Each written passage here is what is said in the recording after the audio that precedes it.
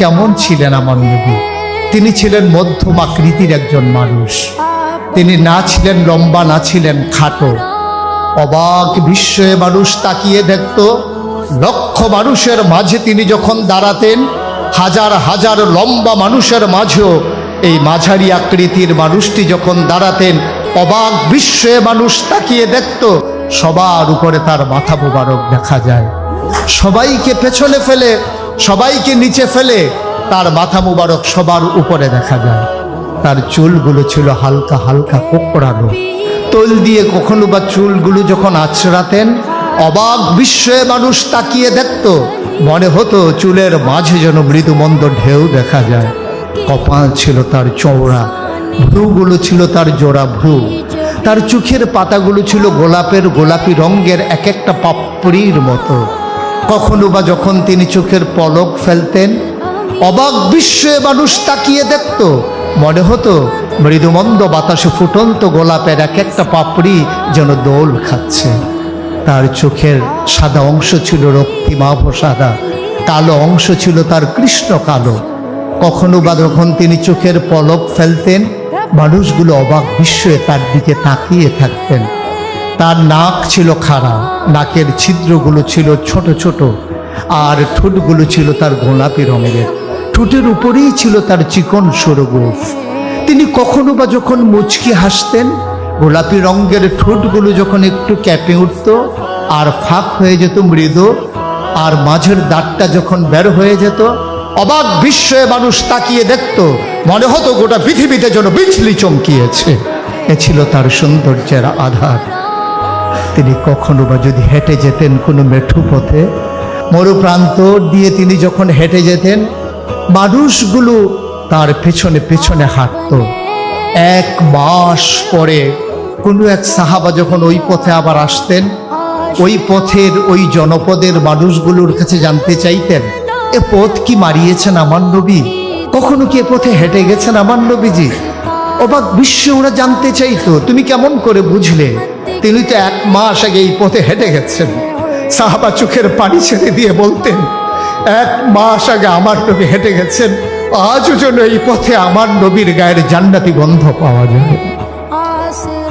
নবী যখন প্রচন্ড রোদের মাঝে খরতাপে ঘেমে যেতেন, কপালে যখন মুক্তার দানার মতো ঘামগুলো জমে যেত, আস্তে করে তিনি তার বিবিদের ঘরে, আমাদের মায়েদের ঘরে যখন যেতেন, মায়েরা তাকিয়ে দেখতেন কপালের মাঝে মুক্তর দানার মতো ঘাম জমে আছে, যেন সোনার মাঝে সোহাগা। মায়েরা বলতেন, চুপটি করে আপনি একটু বসবেন দয়া করে। নবীজি বসতেন। মায়েরা ছোট্ট শিশি খুঁজে বের করে নিয়ে আসতেন। অতি যত্নে, পরম আদরে তার কপালের মুক্তার দানার মতো ঘামগুলো তারা শিশির ভিতরে ঢুকিয়ে তারা মুখটা বন্ধ করে রেখে দিতেন। কখনো বা যখন ঈদ আসতো, কখনো বা যখন কোনো আনন্দ ঘন পরিবেশ হতো, তারা সেই লোকানো ঘাম বের করে আতর হিসেবে ব্যবহার করতেন। মানুষ চমকে উঠতেন, এত দামি পারফিউম পেলে কোথায়? মায়েরা বলতেন, আমার প্রাণের স্বামীর জমানো ঘাম। এ ছিলেন আমার নবীজি। আমার নবী যখন হেঁটে যেতেন মরু প্রান্তরে, অবাক বিস্ময়ে মানুষ চিন্তা করত, ভাবত কেমন করে তিনি হেঁটে যান এবড়ো থেবড়ো পাথরের উপরে। উনি কি ব্যথা পান না? পরীক্ষা করার জন্য পেছনে পেছনে ছুটে যেতেন সাহাবারা।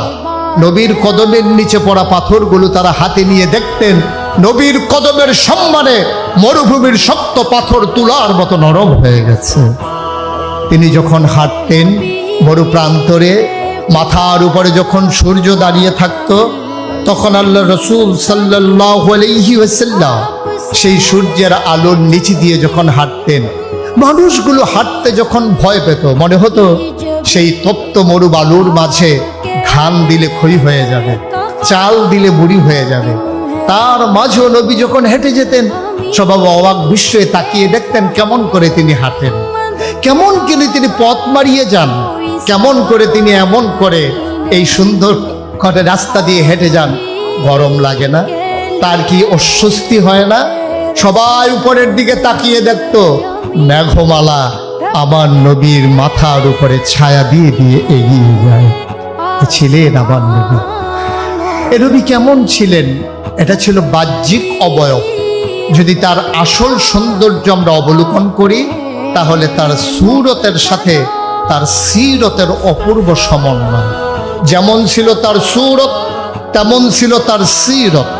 এই নবী করিম সাল্লাল্লাহু আলাইহি ওয়াসাল্লাম, তাকে আল্লাহ তাবারক ওয়া তাআলা তিল তিল করে পরিপূর্ণ মানব অবয়ব দিয়ে মনুষ্যত্বের বিকাশ ঘটিয়ে পশু প্রবৃত্তির দমন করে কুপ্রবৃত্তিগুলোকে তার মাঝ থেকে সরিয়ে দিয়ে সুকুমার ভিত্তি লালন করানোর মাধ্যমে গোটা বিশ্বের মানুষের মাঝে তাকে ঘোষণা দিয়ে দিলেন, তিনি হচ্ছেন সেরা মানব।